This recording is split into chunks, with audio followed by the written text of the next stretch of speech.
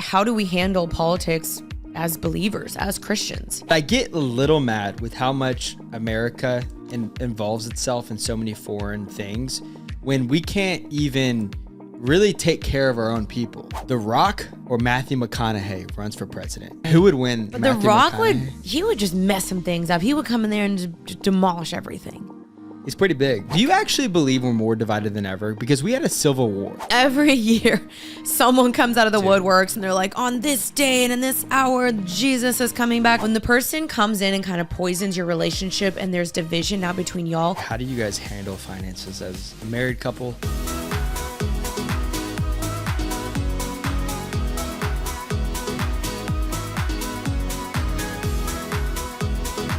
What is up, happy and healthy? Welcome back to the podcast. I am your host, Janina Amapola, and I am joined here today with my husband, who is rocking 2 sets of different merch launches. Yeah. This is my book launch, the most recent launch. Yeah. I love it. This hat is protecting my withering hairline.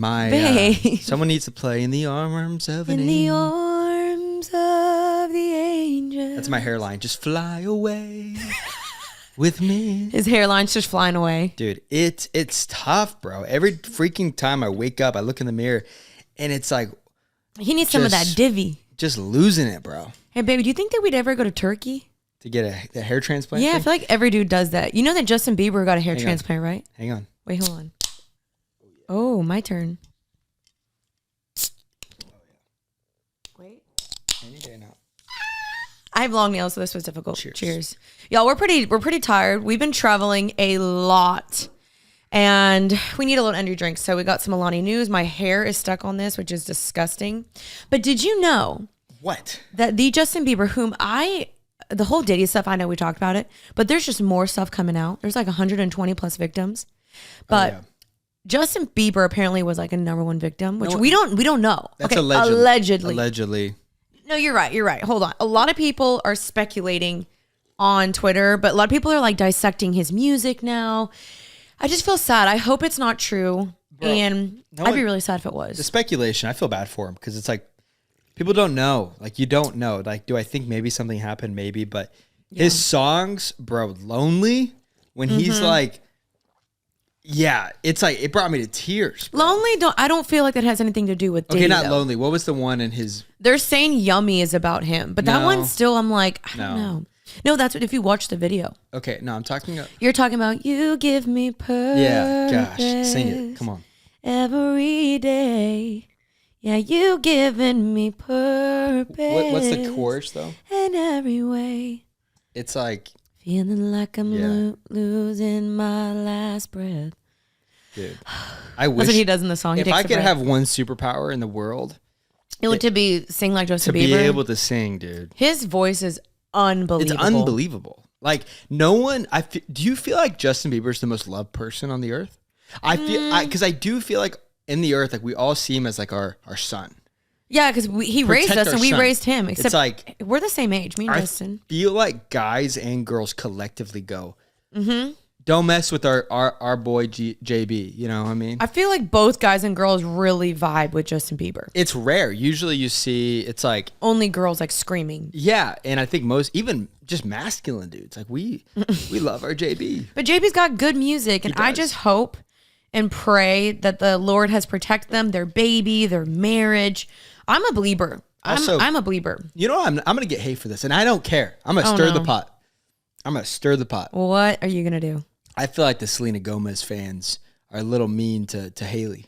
Oh, that's not even a hot take. That's just the truth. And has she maybe done some things? Maybe, but... Has she?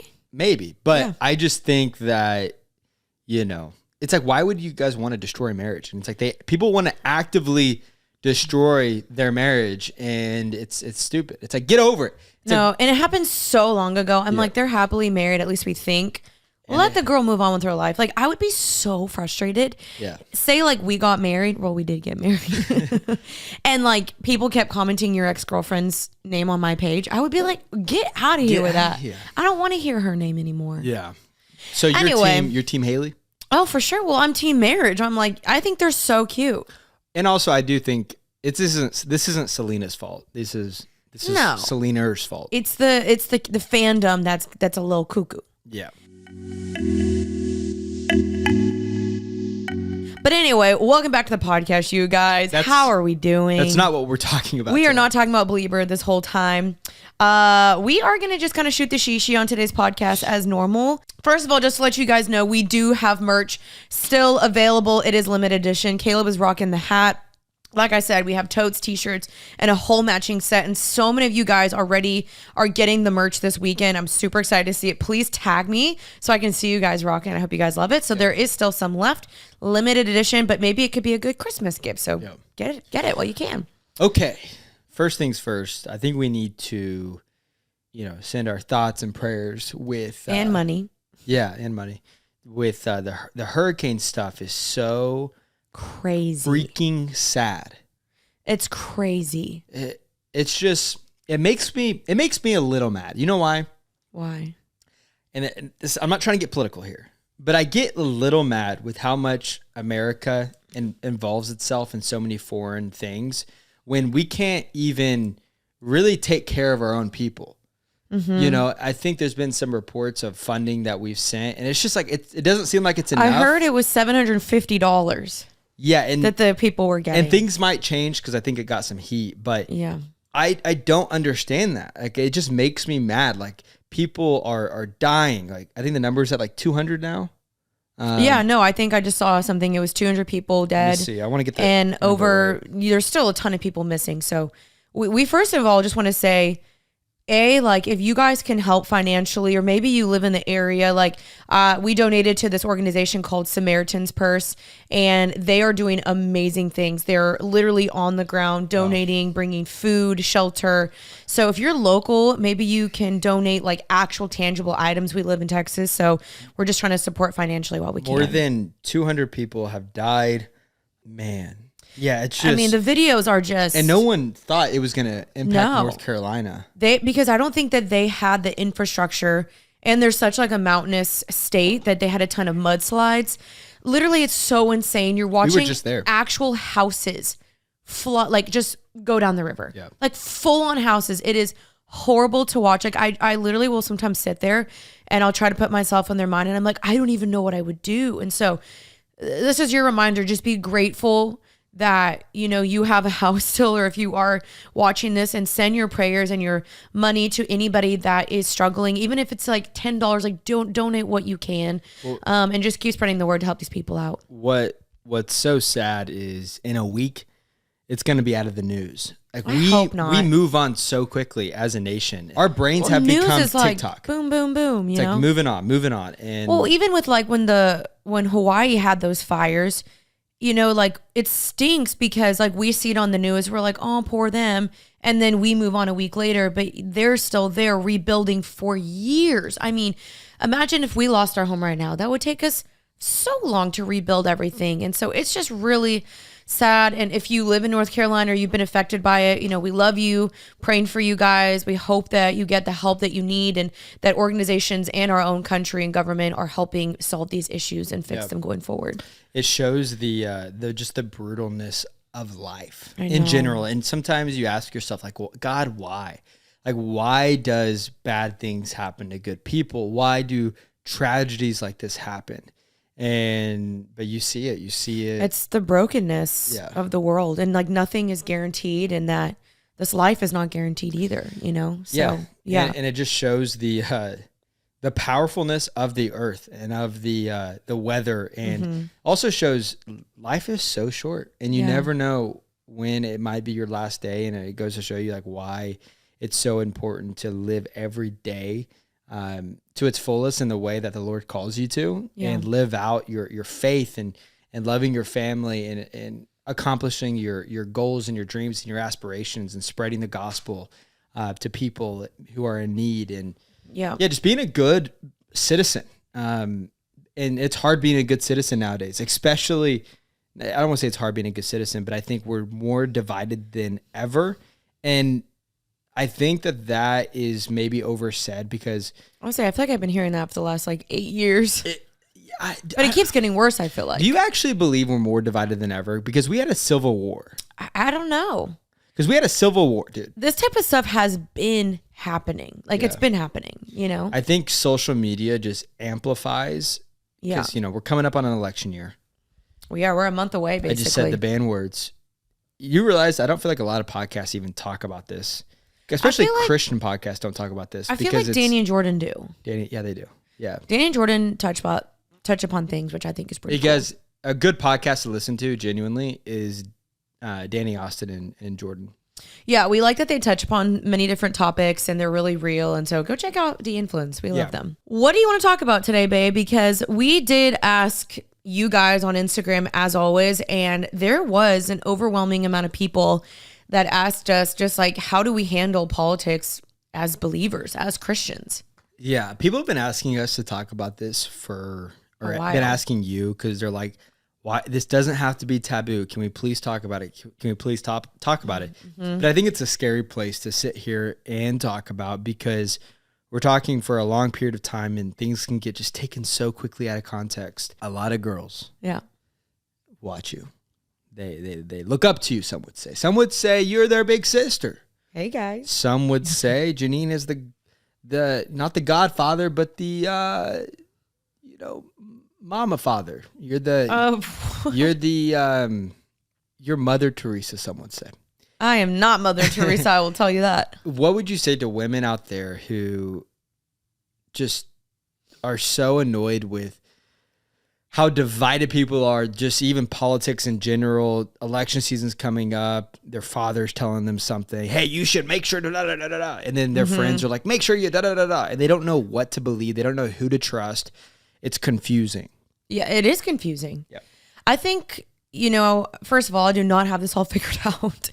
But number one, I just feel like this shouldn't be so taboo. Of course, this is very vulnerable talking about this on a podcast because, again, people can assume things or label us or blanket statement things we've said or, whatever. Like, we get that this is a pretty risky, vulnerable thing. But that's where I want to say, like, this shouldn't be so taboo because everything is infiltrating with politics right now. Like everything we do, when we go grocery shopping, when we pay our gas, when Caleb and I need health insurance, like it is our everyday life. Like it's expensive, so it does impact our daily lives. And of course, like we mainly want to preach the gospel here. We mainly want to preach the Bible. That's always my heart and mission is for people to know Jesus. However, you look at the lives day to day of people struggling because of certain policies on the right and the left. And so it does matter. How we vote does matter. And I think especially if you are a Christian, as we are Christians, you want to find those policies that represent what you think Jesus would represent the best, and policies that genuinely care about people, policies that are good for people, policies that encourage people to work, and policies that encourage like just affordability. Like I think, we want people to be able to buy houses. Are expensive, to be able to pay for gas, to be able to buy groceries and afford college. Like it's gotten crazy, Life has gotten, and it's not, it doesn't feel fair because I feel like our parents could buy a house back in the day for $2 and a pair of eggs. Fraction of what we pay for. A pair of shoes. A dozen of eggs. Yeah, and it's like now we look at the economy and they look at rent prices. And it's like to rent an apartment as a single person in Dallas or a big city, it's like $1,500 to $2,000 a month. Mm-hmm. And you take the average salary in the year, it's like the average person, I think it's like $50,000. Yeah. $1,500 a month. That's like a massive percentage of this person's salary. It's like, how do you even begin to save? And it's rough. This show is sponsored by BetterHelp. So y'all, this year has gone by so fast. What is something that you are proud of in 2024 so far? For me, it was my book. And now maybe what is something that you still want to accomplish? So life does go by so fast, and it is important to take a moment to celebrate your wins and then also look forward and then make adjustments for the rest of the year. And therapy can absolutely help you take stock of your progress and set achievable goals for the next 6 months.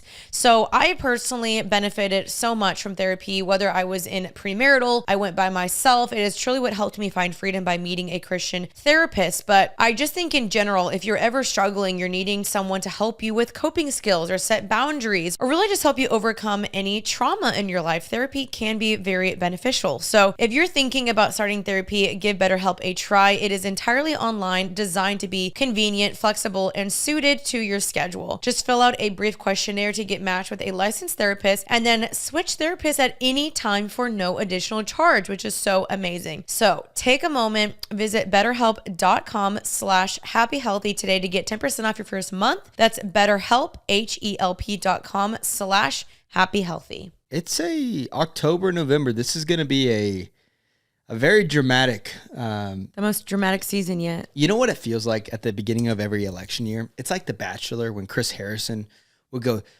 this is the most, controversial season yet. It's like every election is like, this is the most pivotal, whoever wins, we are going to see, it's like the world's ending. Right. And it never ends up happening. The world never ends up, things happen, life, crazy, pandemics, whatever, hurricanes. But I always feel like it's never as bad as what people think. I kind of have a half glass full approach more so than anything. Even watching the vice presidential debate last week, I think it was cool. It was the first time I've seen in a long time, like politicians, especially presidential politicians, have just like a healthy conversation. It felt healthy. Mm-hmm. They were respectful to one another. And it was just, it was cool to see. Yeah, no, it was really interesting. I feel like they had a good conversation. They explained what they believed. It was mature. There wasn't name calling. Yeah. It just felt very like, oh, this is what it's supposed to be like. It felt old school. Remember when presidents used to talk? Someone said that the other day. They were like, that felt like the like Bush era and like Obama, like when there was like an actual discussion. It wasn't just like, It was definitely more, there used to be like rules in place where like political, like you had to talk like a politician, and Trump kind of eliminated that. But I will say, it was a breath of fresh air just to see two people be up on stage and shake hands and have moments where they said, yeah, I would agree with you on that. And, totally. I feel like you don't see that really. You don't see that at all. And I think similarly, I hate that word. I think in the same way that our parents act, the kids will act. And if we see our leaders arguing, you're this and you're that, right, you're going to see that from its citizens and the individuals that walk and go about their life. You're going to see them throwing stones at each other if we see our leaders do that. So it was a breath of fresh air, and I'm hopeful that we could get to a place where we have more conversations like that.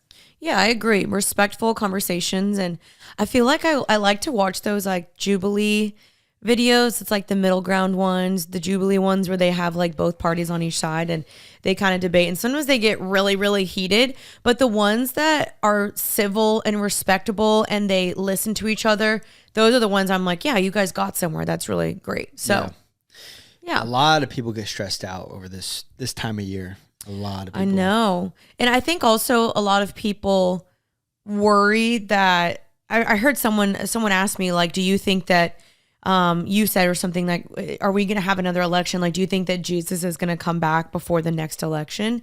Or there's a lot of people apparently doing like end time prophecies on TikTok, which y'all, we have seen these prophecies every year. Excuse me, I had a burp.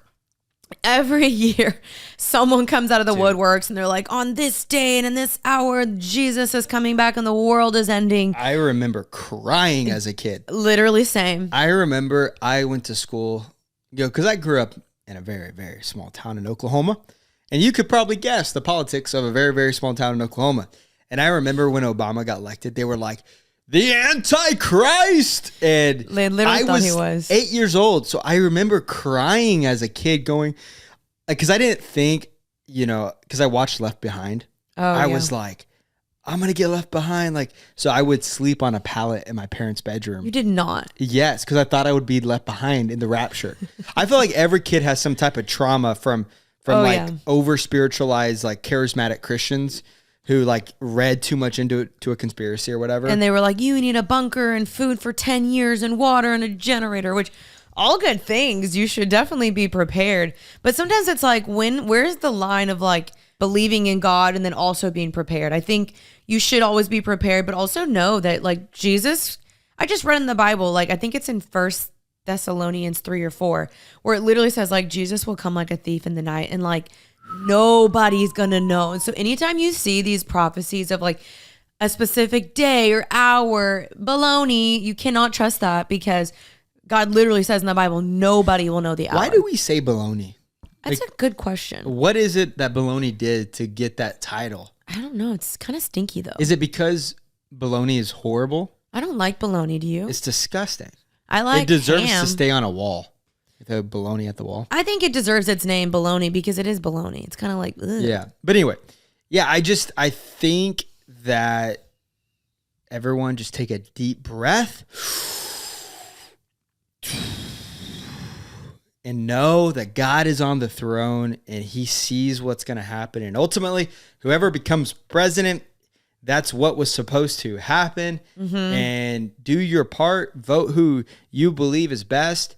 And, you know, also be friends and have conversations with people who disagree with you. And be the light. And maybe that's a family member who sits on the right or sits on the left.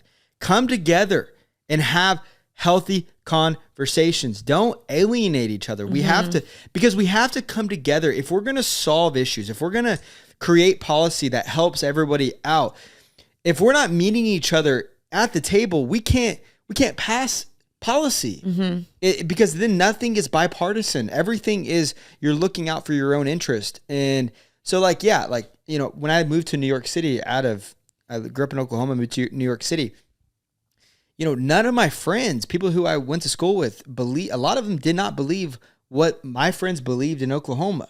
But guess what? We were able to have conversations and talk. And sometimes my opinion got changed. Sometimes their opinion got changed. But you can't influence people if you're not willing to respect their point of view and also love them and have conversations before you try to destroy them.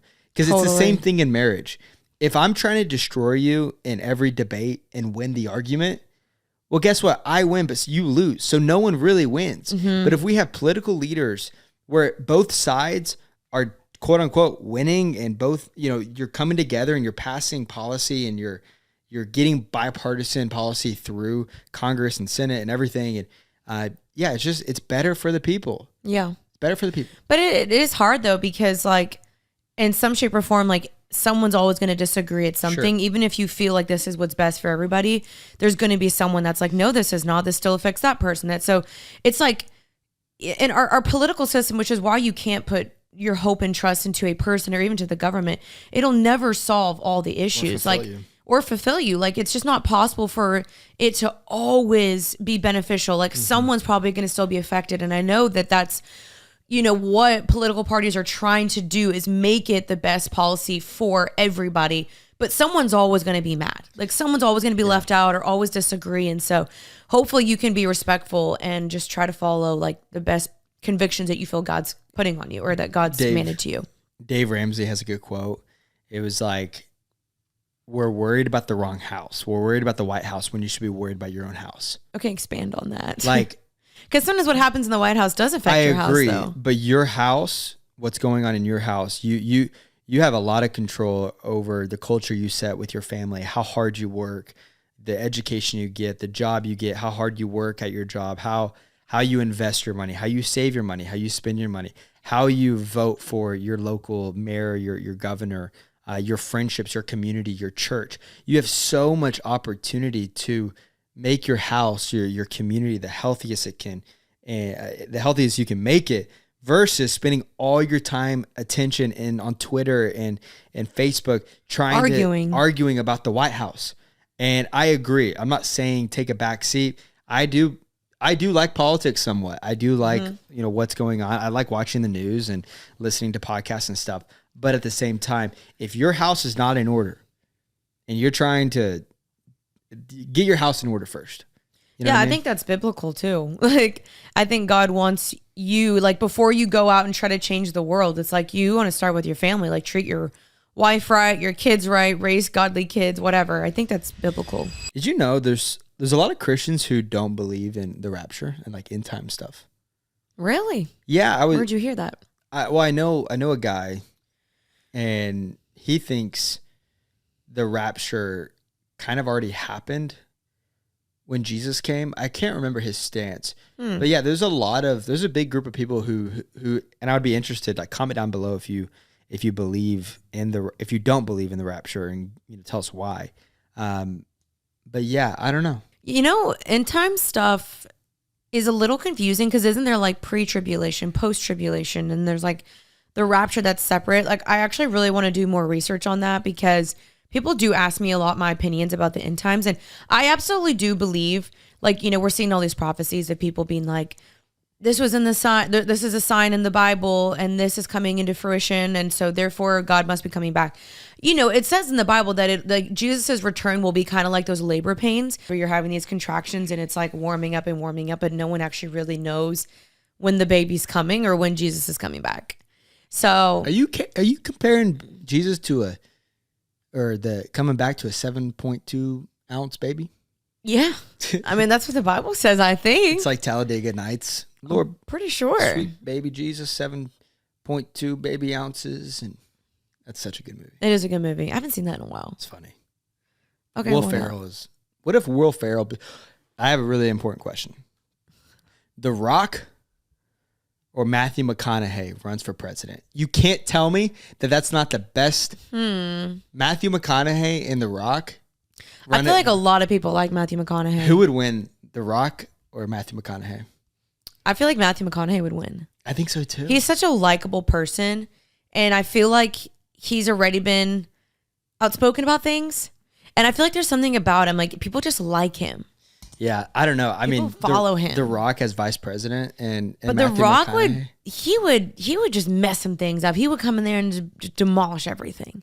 He's pretty big. Like, he would sit down in the Oval Office and would just tear apart. It would just explode. Yeah. But no one would mess with us. Could you imagine The Rock is running the country and Matthew McConaughey's just giving you, his speeches. Oh, they'd be life-changing. Matthew McConaughey's State of the Union address would be one of the greatest speeches of all time. I mean, even his speeches now are iconic. Matthew McConaughey, if you're listening to this, please run for president. I also have beef with Matthew McConaughey. Say it. I have beef because he took my ticket one time at a Texas game. That's actually funny. No, true story, you can tell a story. You have a friend. I had a friend who played for Texas, and he gave me sideline tickets, and he's like, hey, I got it all hooked up. We're ready to go. It was like the Texas USC game. I was amped. This guy liked you. It's okay. Okay, yeah, he liked me. This was like forever ago, y'all. He liked me. He was a football player. And he was bros with Matthew McConaughey. I know. This was pre Caleb days. And I'm freaking so pumped. He's got tickets for me and my girls. I was going to go on the sidelines. Literally like 2 hours before the game, he's like, hey, bad news. And I'm like, don't do this to me. He's like, yeah, I'm so sorry. Matthew McConaughey took your ticket. I was like, what? But at the same time, I was like, it's Matthew McConaughey. Of course you're going to take my ticket. And I got to the game. I saw him on the sideline. I was salty. There's one ticket left. I want to rephrase what I said. Earlier I said Justin Bieber might be the most loved person in the world, but I think it's Justin Bieber and Matthew McConaughey. Yeah. Yeah. So anyways, I don't remember really where we were at before we started talking about The Rock becoming president, but I genuinely think Matthew McConaughey could win. And I think that The Rock, I bet you a lot of money he's going to run for president. Really? I think Matthew McConaughey? No, The Rock. I don't know. I don't know if I see that. I think The Rock will. What do you feel about like celebrities trying to enter into politics? I'm for it. I think it's just a popularity contest at this point. It's literally middle school where it's like the most popular kid who's probably not going to work super hard runs for, student office, and he's going to win. Well, I wonder, like, do people vote for them because they just like them or because their policies? They're like, oh my gosh, The Rock, Usually someone who's charismatic, someone who they can make laugh. Like they can woo. You feel good when they talk. This is my person, stuff like that. You should run for president. Oh, no way. Could you imagine? I would age so fast. I'd be so stressed out. You can't quite. You could run in 4 years. Y'all, there's no way. Comment down below if Janine should run for president. The first woman Janine for president. Wow. That'd be hilarious. First Guatemalan president. That'd be pretty amazing. That'd be pretty fire. That would be really fire. But I just feel like I couldn't handle it. I couldn't handle all the hate and the stress. They say that you age like an insane amount when drink your collagen. You'll be fine. That's true. I've been taking my collagen. That's true. What else, girl? What should we talk about? So we had a lot of people ask us about like in-laws. In-laws. Like there's a lot of you guys. So for example, I had someone specifically ask me, and she said, my boyfriend and I were working towards marriage. My family is unhealthy. And I'm worried about my family. When you get married, y'all, you enter into a whole different stratosphere because you are no longer like just a Ward or just, my maiden name. It's like you're your own family. You are your own family. And I've seen in-laws situations really mess up some families. Yeah. Where they actually like perhaps stop talking to the family members, or they had to have distance, or they can't, sorry, mom, you can't come over anymore. If you're going to act this way, you can't come over. How do you feel like, what's like the best appropriate way to handle in-laws? Maybe they're toxic or they're clingy or they're trying to, insert their own ways. And it's like, you're trying to raise your kids and they're like, this is how you should parent. What do you think biblically and as just like a godly couple, like how should we handle that? I think first of all, have grace. That number one, have so much grace for your parents because they raised you for 18 years, 21 years. Or however long until you got married. Yeah, like they have supported you. I do think if it's really toxic, you got to have some boundaries. But, a lot of moms mourn the loss of their daughter. Or their son, to be honest. Or their son. And that can be tough. And maybe there's a lot of lack of communication. So just have that communication. But have grace to know, okay, they make this difficult because they love me. They also, this is new, like in our generation now with the way parents are and how they're supposed to act is kind of nuanced because of social media. And we have a lot more access to podcasts and people telling us how our relationships should be with our parents and in-laws. And because you look at other countries and they have such a respect for their elders. And I don't think our generation has that same respect. So I would just ask yourself, am I respecting my in-laws? And a lot of the times I do see a lot of women, and this isn't you, but I do see a lot of women who don't like their in-laws or vice versa. Mm-hmm. And because it's like a personality issue, it's not necessarily like you don't like them because they're doing something wrong. I would just really look internally and think, okay, am I the toxic one? And just try your best to mend the relationship because you have family is everything, and Thanksgiving and Christmas, like right. You want to have that relationship. And so do your best to put your pride down, and just have grace and try to figure it out and try to work within the boundaries. Yeah, I feel like, ultimately it's so case by case and you just really want to pray through it. And honestly, if I were you, like I would even seek counsel out. Like if you actually need a counselor, maybe a parent or a sibling or whoever, a cousin is really causing havoc in your relationship. And all of a sudden you feel like you're looking at each other and you're like, all of a sudden, like this person is making me not like you. That's not okay. When the person comes in and kind of poisons your relationship and there's division now between y'all, that's when I really think it becomes a problem. If you and your spouse are starting to turn your backs on each other, that is so not good because you guys should be united. You guys should be one. And something that was really hard and even that we had to remind ourselves is like you have to leave and cleave. Biblically, you're called to the two shall become one and they should leave and cleave their parents. You guys become one now. And so this is what matters is like, we're one, we're family, because you don't want to, say you have kids, you don't want your marriage to be, well, dad said this, and well, no, mom said that, and mom agrees with her mom. And so the kids are confused and they're like, well, who do I agree with? It's so important for you and your spouse to be on the same page. And so say you have a toxic parent or a friend or somebody coming in, it is not your spouse's responsibility to stand up necessarily to your parent or to have to talk to your parent. Now, there might come a time and place where you may not be able to do it, and your spouse may need to step in and say, hey, I'm sorry. If you want to communicate to her, I'm going to always have to be on the phone call, because they might know, okay, if they talk directly to the daughter, they're going to try to manipulate them. They're going to try to coerce them to do certain things. So therefore, if you ever want to have a conversation with her, I'm sorry, I'm going to have to be on the phone call. Or, maybe the parent keeps coming over, and every time they come over, they're doing something, they're disrespecting you, they're always, causing strife. That's where you might need to say, hey, if every single time you come over and you're going to try to pick our marriage apart or the way we parent, I'm sorry, you're just not going to be able to come over anymore. And so it's a really uncomfortable, difficult thing you're going to have to do. But hopefully if the person is healthy, you train people how to treat you. And so eventually they're going to start being like, okay, I'm realizing that if I want access to my grandkids or if I want to come over, I'm going to have to change how I'm acting, how I'm behaving, and how I'm speaking to them. And so again, you train people. Now this is going to come with a lot of time, counsel, prayer, tears, because your parents too, like this is their first time seeing you married. And so they're also like, oh my gosh, like, wait, I don't have the same access as I used to have. Like, this isn't the same relationship. Like, oh, Caleb is always going to be there. Janine's always going to be there.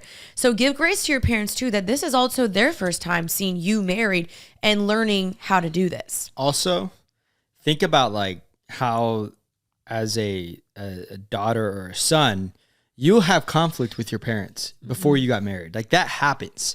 So it's inevitable when you bring in a significant other. You're not going to go through your whole life without any conflict. So you need to look at it and go, okay, we're not crazy. This is normal. We're having conflict. Let's get through it. Let's communicate. Let's lean into just a healthy mindset around the conversation. And both parties need to come and put their pride down to have these conversations to reconcile. But it is going to happen. You are going to disagree. Yeah. You're going to have Christmases that are going to be awkward sometimes. You're going to have moments where you're just like, this person sucks. But yeah, that too can pass. Yeah. And ultimately, like, again, like I said, this is a very case by case, because maybe you're dealing with an actual like narcissist or someone that just is so unwilling. Like they don't care about your feelings. They're just like, in your face. Like, they're gone. That's where you're just going to have to be like, this really, really sucks. But to protect our marriage, because what's, really hard for maybe parents or in-laws to understand is that your marriage comes first. Like, again, you are now this new family. You're trying to set new patterns, new generational things. And so you guys have the choice together to unite and say, you know what? We're not going to repeat what our parents did, or we're not going to repeat what our grandparents did, or see the things that you might see in your family. And that might require you completely just snip, cutting them off. Vasectomy?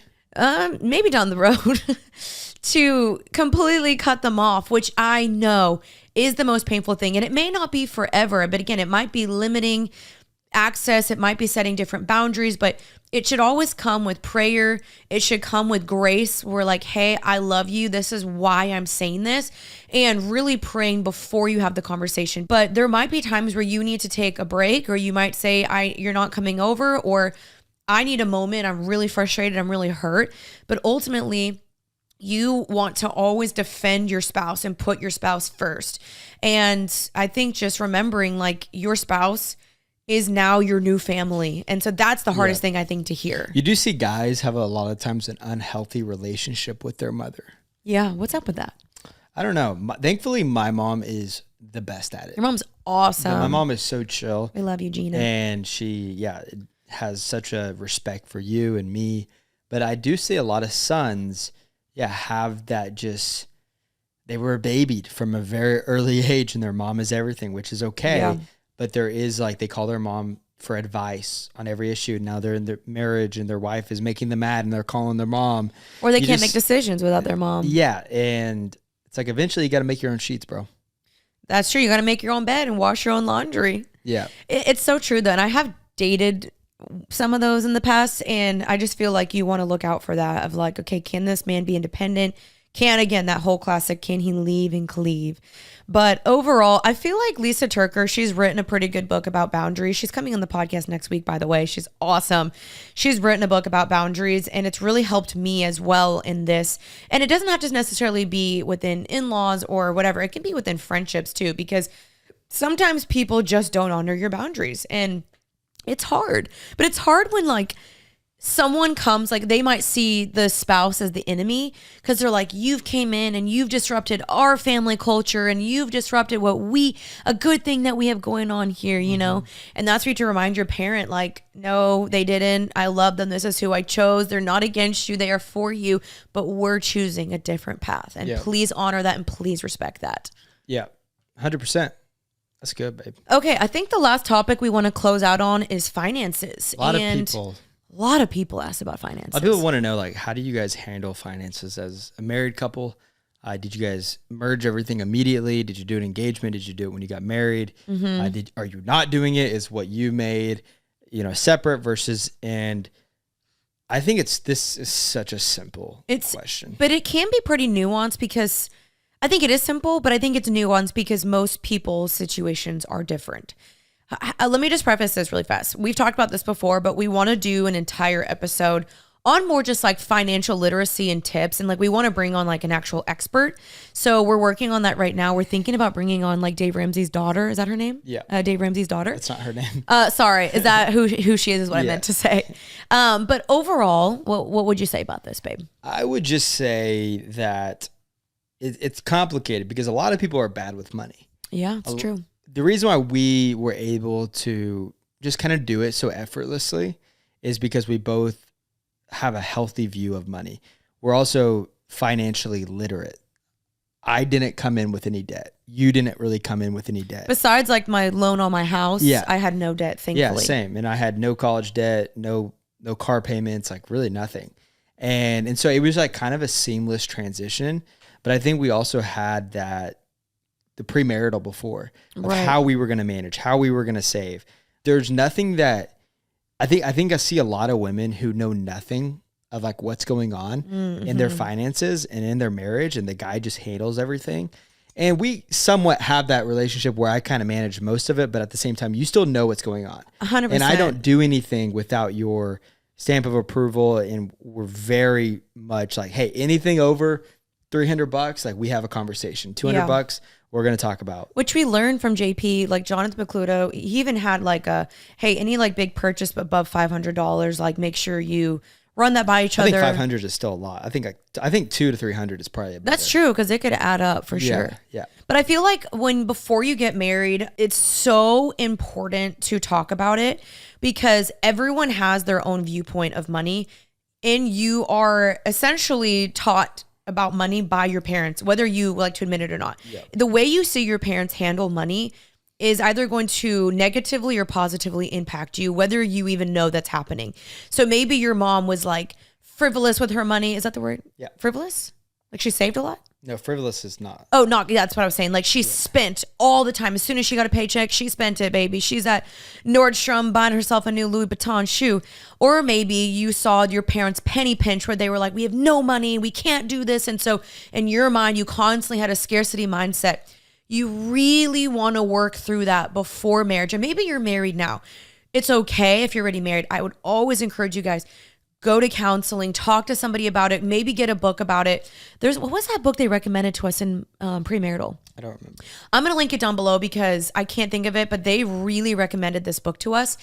And talk about your credit scores, talk about debt, talk about your spending habits. Every stone. Rip up everything, because you would be surprised how many people get into marriage and they're like, oh, I had no idea he was $40,000 in debt. And now we can't, take out a loan because his credit is horrible. So talk about these things.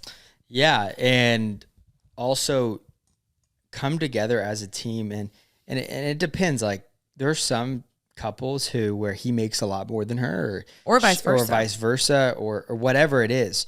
And I think viewing it as, hey, this is the Lord's, but let's steward this. Let's steward this really well. And I think when we got married, there a lot of people were so curious about even your financial stance or place and mine and how we merged that all. And at the end of the day, we just came together and we were like, let's both steward this so well and use our skills to build it and to bless people and to be able to give and to invest. And I think that's why it's been so easy. And because we're not selfish. We're not trying to build a kingdom here on earth. We're trying to live for the Lord and steward it the way he wants us to steward it, and realizing, hey, it's not really ours to begin with. That God has blessed us, but you can't look at things as yours. That's so true. Because it's ours. If you go through seasons where, when we got married, if I was like, Janine, everything I made before we got married, it's mine. And I need you to pay me back because I paid this for the wedding. And I even bought your ring this, and, I paid for our honeymoon. So you're going to have to pay for the rent the next 6 months. You're going to be just playing this tit for tat toxic game.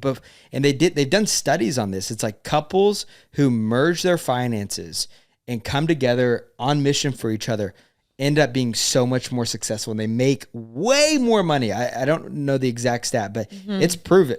Like a combined income from both husband and wife, oh my gosh, you're able to do so much more. Well, and I feel like there's something about, like the Bible says, the two shall become one. That's not just meaning sex. That's not just meaning, okay, we move in together. Like, I think there's a true oneness that happens when you join bank accounts, you're on the same team.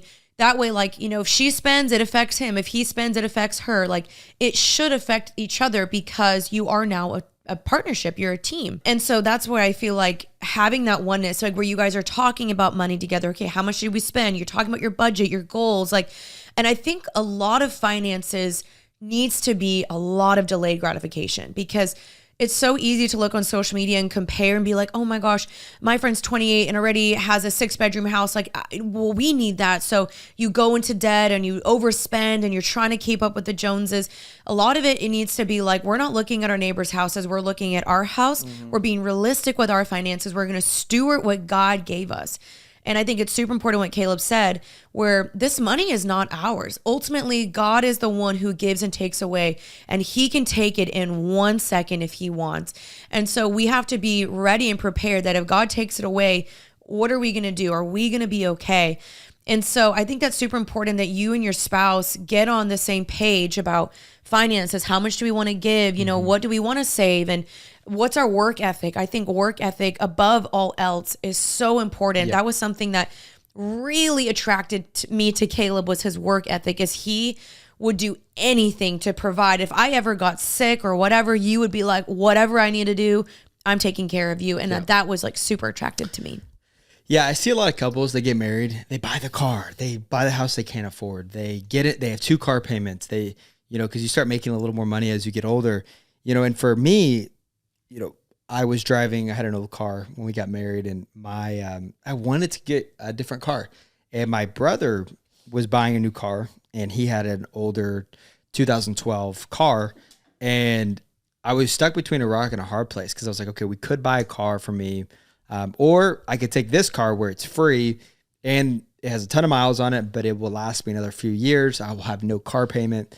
And I was like, you know what? I'm going to take the car, the older 2012 car, which is still a great car. Yeah. It gets point A to point B, but now we don't have a car payment, and we're able to take what we would have paid. Because I looked at and did the numbers. I was like, okay, if I just drive this for the next 3 to 5 years, and we take that money, which would probably in today's market, a car payment now is like $500 to it's crazy. $900 a month, depending on what kind of car you get. We could take that money, put it into a mutual fund, let it grow 10 to 12% each year. And by the end of it, you have $30,000. Right. And it's like, then I could really buy the car that I want with cash.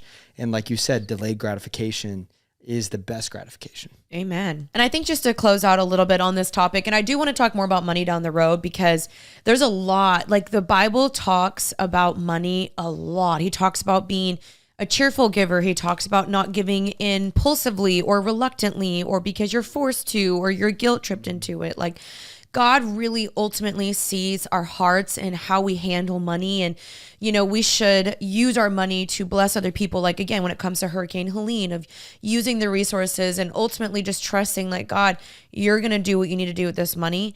But the Bible warns us about the love of money. And I think that is where people get trapped, is it's not wrong to be wealthy. It's not wrong to have finances, or to have wealth, or to have riches, or maybe you came from money and you felt guilt tripped all the time because people were like, must be nice, or I wonder what it's like coming from money. You know, like people might have made you feel bad, and that was kind of out of your control. But the Bible does say, I think it's 1 Timothy 6, and it says here, command those who are rich in this present world not to be arrogant, nor to put their hope in wealth, which is so uncertain, but to put their hope in God, who richly provides us with everything for our enjoyment. Command them to do good, to be rich in good deeds, to be generous and willing to share. In this way, they will lay up treasures for themselves as a firm foundation for the coming age, so that they may take hold of the life that is truly to come.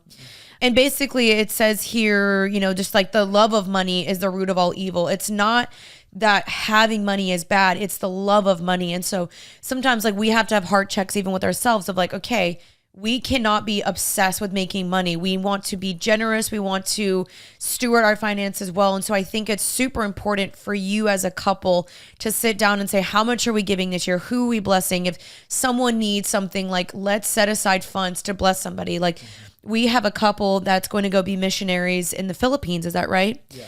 And we sat down and we decided, okay, we're going to give to this couple. We're going to give for X amount of time for this amount of money. And I think it's important just for you and your team, not your team, your spouse, to be a team.